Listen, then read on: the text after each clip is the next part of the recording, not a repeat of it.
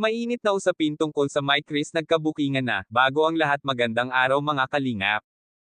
Kristo walang kaalam-alam sa pagkatao ni Mikoy, likas na magkakilala lamang ang My Chris dahil sila ang napili na maging pares o magkatandem ng kalingap.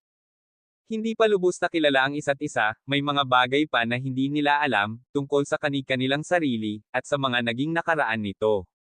Masasabing may magandang nakaraan at may hindi, subalit isa sa pribadong usapin ang pakialaman ang kanilang pagkatao, wala naman tayong mapapala kung malalaman man natin ito.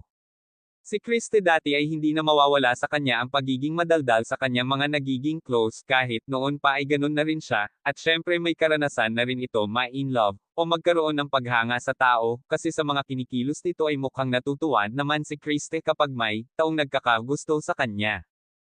Hindi niya maitatago ang ganun pakiramdam lalo na't gusto niya, normal lamang iyon kay Kriste marahil siya ay nagdadalaga, na wala namang kaso iyon. Sa naging pahayag ni Mikoy, di umano'y may mga naging karelasyon ito noong hindi pa sila magkakilala ni Krista. May una siya minahal at sa kanyang paliwanag sinasabi niya rito, na kapag nagmahal siya ay seryoso talaga sa isang tao, ibibigay niya lahat para lang mapasaya ang taong mahal niya, iyon ang naging pahayag ni Mikoy.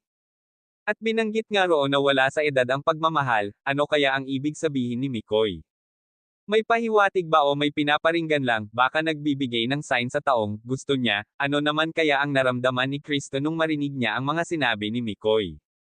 Kahit na may nakaraan man si Mikoy handa pa rin siyang buksan ang puso niya para magmahal ulit, kahit hindi man perpekto, gaya ng dati niyang karelasyon, kaya naman niyang patunayan ang pagiging matapat niya sa tao.